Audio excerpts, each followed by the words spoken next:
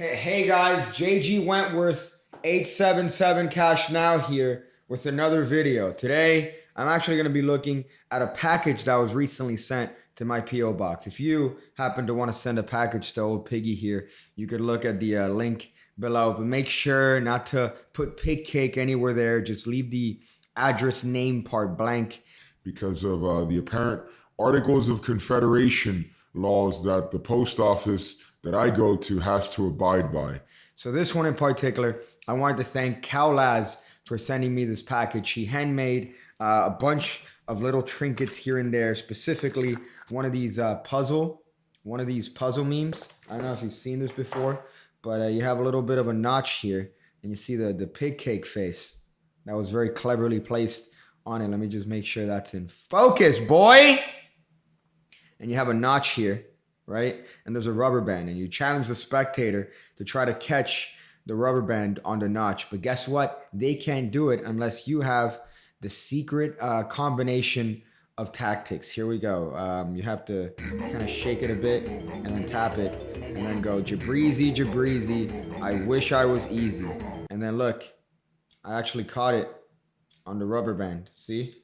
There's and then you undo it, of course. Jabreezy, Jabreezy, I wish I was easy. And the spectator can't replicate your actions. But Cal handmade this, and I really wanted to thank you for sending this out. Honestly, it's great, and I really do appreciate the care and the craft. I'll leave his Instagram below so you guys can show him some love. Now, let's go back to the normal style and content expected from this channel. Little lips, motherfucker, piss on my in my mouth. So included in the package were these handmade monkey paws. You could use these in cups and balls routines. However, today I'm going to show you a variation of the classic balls across trick. No, it's not the balls across your mom's face from last Wednesday. This is a classic of magic, and I'll show you my take on it. So let's get to it. So for this trick in particular, you're gonna need 3 balls or nuts or objects that resemble balls or just 3 things. If you could hide 3 of your biggest regrets in your hand, you could definitely do this trick. But the point is that these balls are actually special because one at a time, they're gonna jump from the left hand to the right hand. You see? You see that? Now we have 2 here and 1 here. One ball has jumped across magically. You're gonna watch the next one because the next one jumps just as fast. You see, you missed that one. So now we have 1 here and 2 here. But this last one, we're gonna roll the sleeves up, and you're gonna notice that it's gonna jump between it. Here we go. Here we go.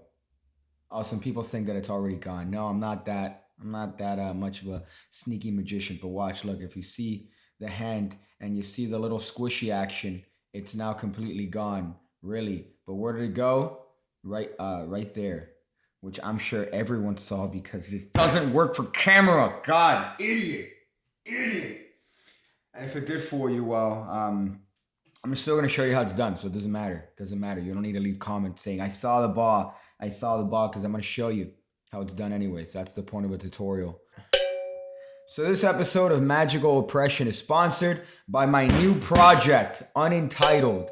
It's 3 card tricks that could be done with any deck, including my take on a fairly hands-off open prediction trick, the classic 4-card trick. It's some hot and heavy action, and you'll be supporting my channel and my lifestyle of slow women and moderately slow and normal velocity vehicles.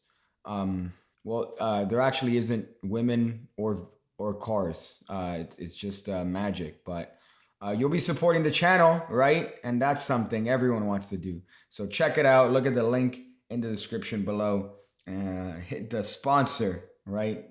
The sponsor. So this is a fairly nice rendition of the classic sort of pop-up balls. Di Vernon in the Stars of Magic has this routine where he does this a little bit with these pop-up balls, and the thing jumps across. Now I do like that idea, but I don't like this pop-up move. So you are supposedly going to do this thing, and then you do that, but you keep one there. I don't like that. So this is just a take on the objects going from one hand to the other. It's fairly simple to do, but it does require practice. Does require practice. So you're going to hold the balls in the right hand as you show the spectators the balls. Now here, this is going to be a transitive action. This isn't an action that is going to warrant scrutiny. So you don't want the spectators' full attention as you go, look, here are 3 balls, and do the move, which is to hold one back. You don't want to do that. So that's the move though. What's going to happen is that you're going to throw these balls supposedly in the opposite hand. However, you're going to hold one back with your sneaky thumb. So I just transfer this way as I use my thumb. You see that? To hold one back in this position. Now it's very careful that you don't show it in the gap in your fingers. You don't want this to happen because then they're going to know that you did something. So there are a couple of different ways to do this. If you have balls, which most of you do, 3% don't, but you hold it back with your thumb, you could either throw it this way or you could throw it over the hand. You notice the difference there is that here I'm throwing it this way so that my hand is facing down, whereas this way my hand's facing up. You're more than welcome to do whichever one you want. However, each have a little bit of a different effect. This just looks like you're tossing them this way. This just looks like you're tossing them that way.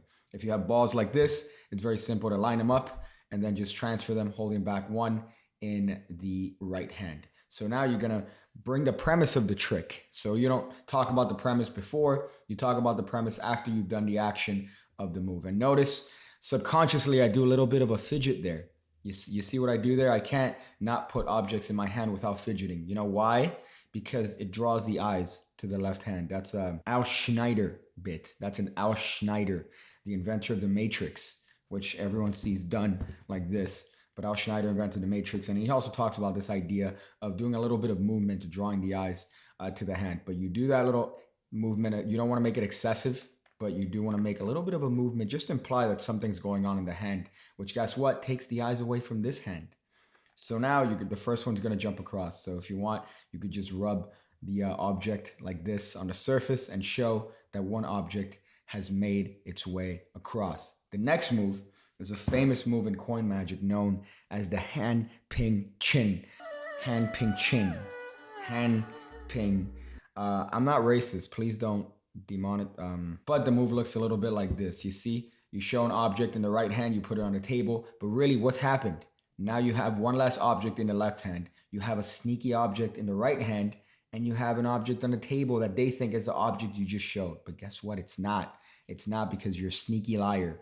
So this move is gonna be a little bit difficult to get initially, but once you get it, you're gonna have a way of being one ahead on the spectator here. So at this position, you remember you have 2 balls in the left hand, you have 1 ball in the right hand. So all I'm doing here is that I'm maneuvering one of these balls so that it is on the bottom of my fist. The reason for that is that when I show this ball in particular, I'm gonna leave that ball on the table as I bring this ball and drop it supposedly in the same spot where my fist is. So the idea is that my fist is moving out of the way so I could drop this object in the position where my fist was previous. However, in the actual action of that taking place, I'm leaving that object on the table as I hold this one back. You see, that's all that's happening. That's literally it. So now when you combine those actions, you have a nice little illusion that that is the same object was in your right hand, but really it's not. It's not. You're a dirty liar,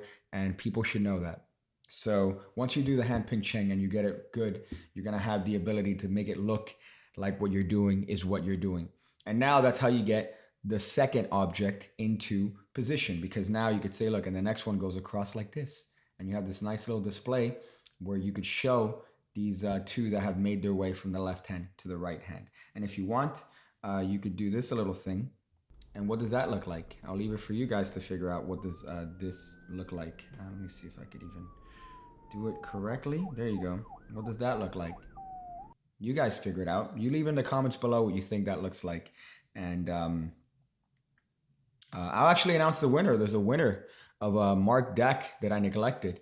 And I'll announce that at the end of this video. So you stay tuned. You stay tuned. Look at the organizational skills in this channel. But now you have the last ball. Now you have the last ball. And the last ball is going to be in the left hand. So what I like doing for this one is doing the classic little bit of, oh, it's gone, now it's back. That sort of bit, because that's going to create an offbeat of which you could take the ball, transfer it to the right hand, then do a false transfer into the left hand. So let's go over that in French slow motion. Lord knows you guys need as much instruction as possible. So let's go over that in a super slow detail. So what's gonna happen here is that you have one ball left in the in the left hand, and you're gonna say that this ball is gonna jump across. Here we go, and you draw attention. If you want, you could do this little weird move to make it look like you're doing a little bit of a transfer. Did I fool you? I actually did that.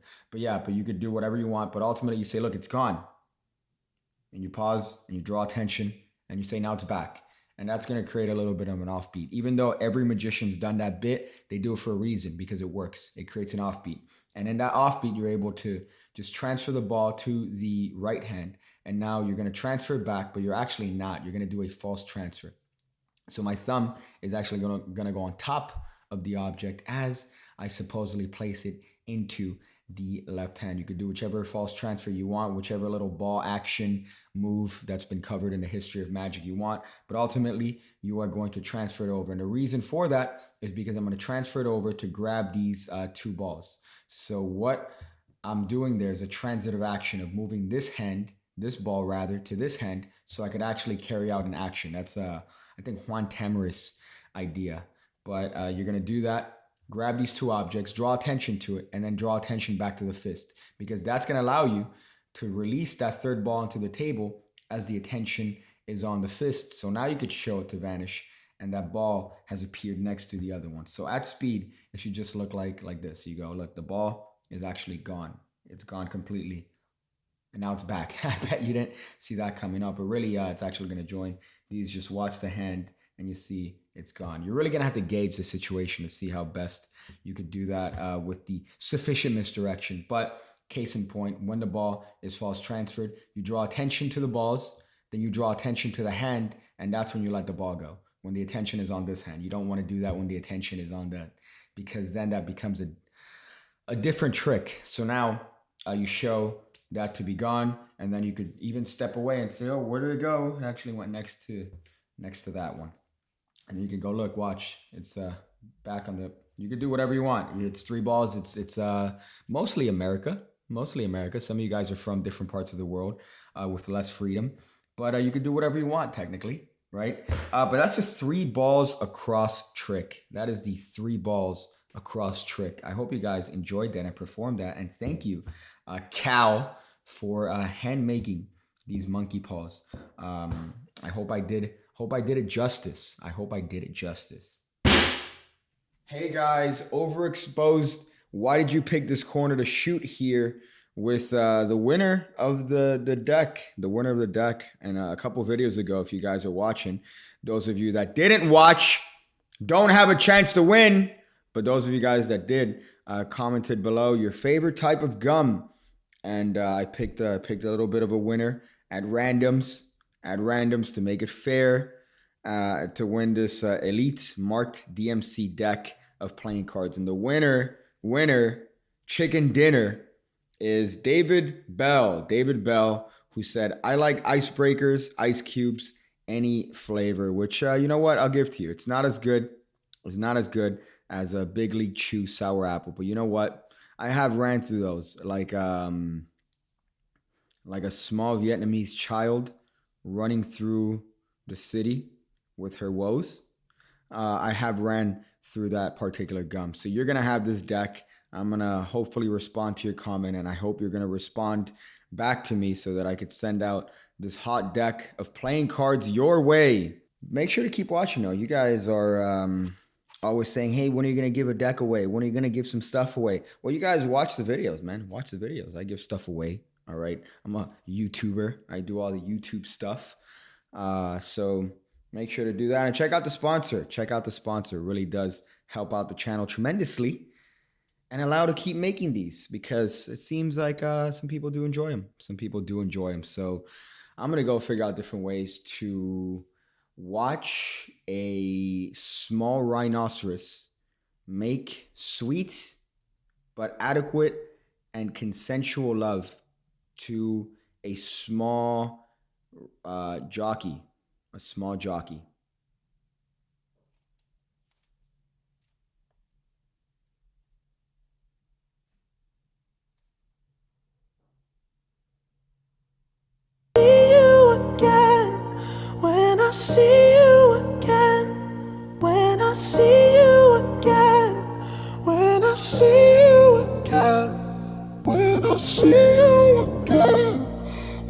see you again. When I see you again.